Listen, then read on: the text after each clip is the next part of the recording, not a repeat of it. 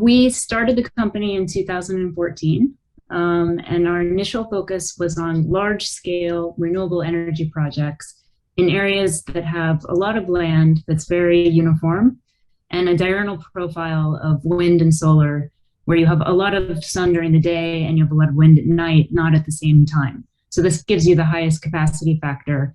And then that, as a result, you have the lowest cost of energy. So we looked at the globe to see where in the world have these commonalities. And it's generally deserts next to the ocean in MENA and in Australia. These are the strongest areas in the world. And then also Chile and a bit of Argentina. So my partner and I founded the company to basically set up these entities and to use this energy to export it to markets that need it. So the energy is located in essentially stranded locations, and it needs to be used in locations with high consumption and that don't have the capacity for renewables. They don't have the land, or they don't have the resource available where they are. So we first decided where we were going to go. My partner has a long background in doing renewables of all kinds for the last 20 plus years. And I had a long background in investment. So I had done a lot of investments all over Asia and specifically the Middle East. I've done a lot of large scale projects there. And we had worked together before when I looked at different investments. So I had a lot of experience with him, and he came up with this concept, and I thought this is a great idea. At the time, there were a lot of advantages to long distance transmission. There were a lot of improvements that had been made. So you had less loss if you go longer distances in terms of overland or undersea cables. So that was our initial sort of approach to what our plan was. After we already started the projects in Australia and in Oman, we realized that hydrogen at these prices, at the upstream renewables, hydrogen was actually feasible. This is something that we could actually do, and hydrogen could be moved from one place to another without using a pipeline, without using some kind of point-to-point type of transmission. So we looked into it, and while hydrogen itself is a little bit difficult to move around by ship, if you add nitrogen to it, then it becomes ammonia, and ammonia is a lot easier to move around. And that became our focus, is to build projects that have the upstream wind and solar in very large sizes. All of our projects are 25 gigawatts plus. So we have the Asian Renewable Energy Hub and the Western Green Energy Hub, both in Western Australia. One is 25 gigawatts, the second one is 50 gigawatts. And we have Green Energy Oman, based in Oman, which is 25 gigawatts. And we have a pipeline with a few more, but all large scale projects.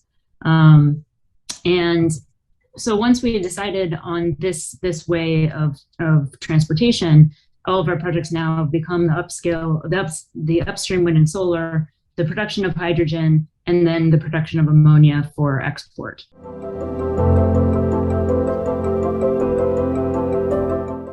Actually are in the middle. Because our projects are so large, we will actually be purchasing a lot of the supply chain in large quantities, enough to have dedicated facilities. So everything going into the wind turbines, into the solar, into the electrolyzers, all of the different equipment, we want to produce a lot of that on site because it's more efficient for the project, and it's also better for the communities. So they actually have long-term jobs, long-term production that extends beyond the build out of the project. And it makes a lot of sense because you actually have a big enough project to warrant a dedicated facility.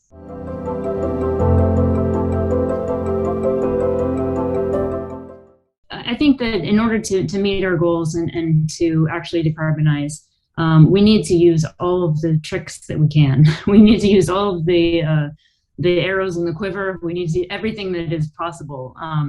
And so to some extent, we should be electrifying as much as we can. So if we have wind and solar available and we have a grid available, then we should use that to the extent that we can. But obviously not everything can be electrified, and not everywhere is connected to a grid. or connected to some form to actually access the electrons. And that's why the fuels are so important. And we need a replacement for fossil fuels with some kind of green fuels. So I think standing in the way is really just an accurate understanding of what our current fuels cost us. So right now we have a pricing for coal, we have a pricing for oil, but that price doesn't include the costs to the environment. It doesn't include the costs to the populations that are living near the refineries or near the projects. And so we think that we have a much cheaper fuel than we really have. And until we actually can price in those costs, there won't be a lot of people who choose a green product as an alternative. So I think that there needs to be regulatory changes that effectively just do accurate accounting of what the real costs are for these products that we're using all the time.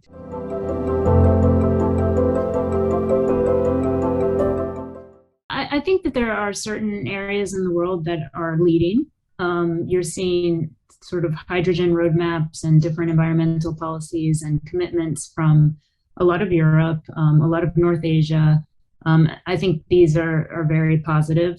The United States is heading in a different direction, which is great. We're moving towards also making commitments, and we'll see what COP26 actually reveals. But I think regulatory bodies are moving in the right direction.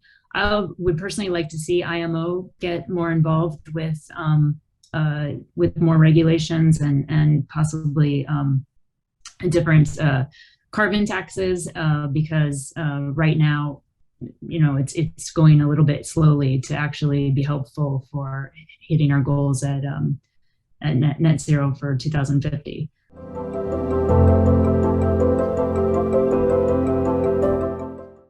So for us, because we're making, for the most part, green ammonia with most of our projects, especially for the first phases, we are interested in co-firing with power companies and the shipping industry, and also industrial and chemical uses, like for green steel. So we're interested in, and we're speaking with a number of these parties that would be willing to do long-term offtake agreements. So in our opinion, this market will be built in much the way that LNG was built. You basically have two parties that have a long-term offtake agreement, which underpins the financing for your project, and it allows you to move forward. And in that way, the market may start just one-to-one with one offtake agreement, but then expands beyond that to something that is actually traded quite widely, and is more, especially with something shippable, is not point-to-point. So you're able to actually have a more dependable market, so that people like shipping companies can know that they will have a fuel if they buy the ship that has the ammonia engine. So I think you really have to get everybody on the same roadmap, because there are willing buyers and there are willing sellers, but they all have to have the same timing. And that's just one element of it. So we need to work with the end customer and understand, what their needs are and how to get the product to the end customer. But then you also have a number of different entities in between. For shipping, you have ports, you have, bunkering companies, you have regulations, you have safety protocols. There's a lot of different things that need to happen and be aligned in order for everyone to move forward. So people are working together in different projects to push it forward for each other.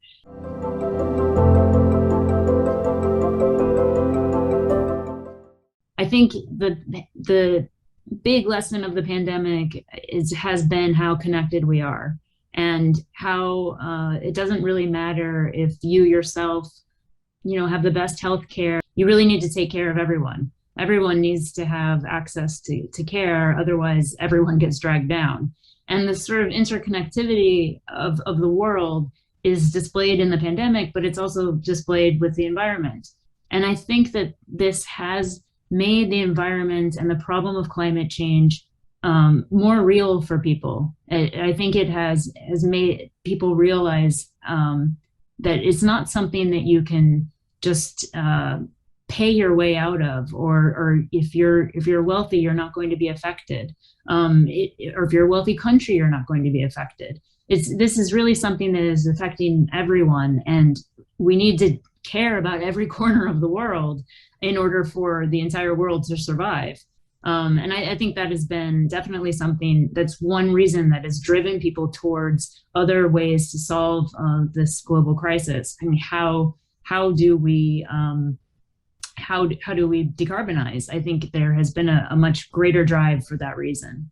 And then for us, just personally, I think we definitely miss seeing a lot of people in person. I mean, a lot of our team has been stuck behind borders in different countries, and a lot of our partners we have not been able to see in person for some time.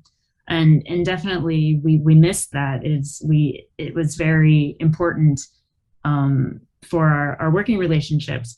But I also think we traveled too much. I think we didn't actually need to go as often as we did. So I think that moving forward, I definitely think there will be a little bit less of this of rampant traveling, and that should be helpful for the environment as well.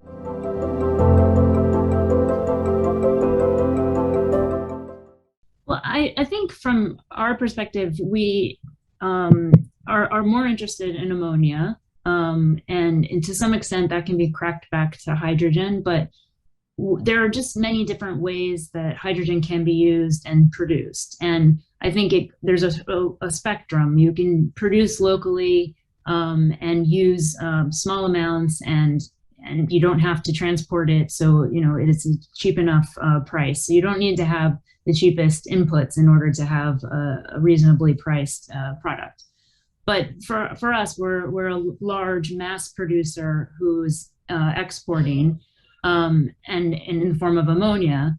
And so for us, that the thing that we're interested in, I guess, is influencing the regulations around that, helping to ease the way for that, to make ammonia available in different markets worldwide that need to import, that they can't actually compete with that price locally, or just can't make enough locally to fill all of their needs.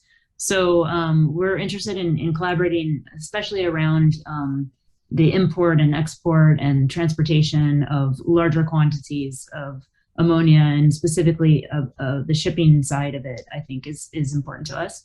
I think also it's a board with a lot of different geographic representation.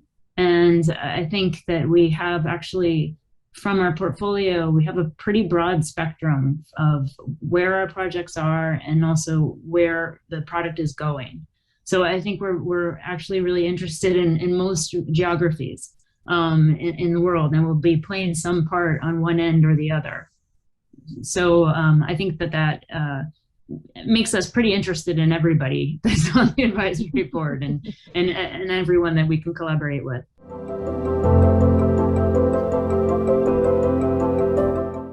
For our company, we would love to see our 4 projects realized. We are looking at, I'd love to see over 200 gigawatts of upstream power, and the downstream, the 80 million tons per annum of ammonia produced.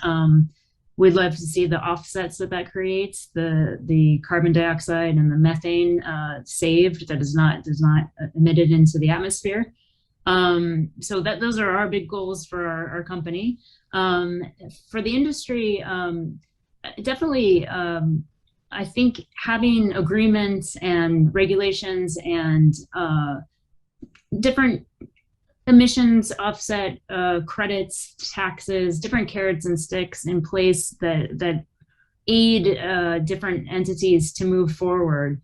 I definitely would like to see those come to the fore, and see green fuels really make a dent in what we're using right now in terms of our energy mix. I mean, that's definitely a dream, because the end goal is decarbonization, and not having an even bigger climate crisis on our hands 10, 20, 30 years from now.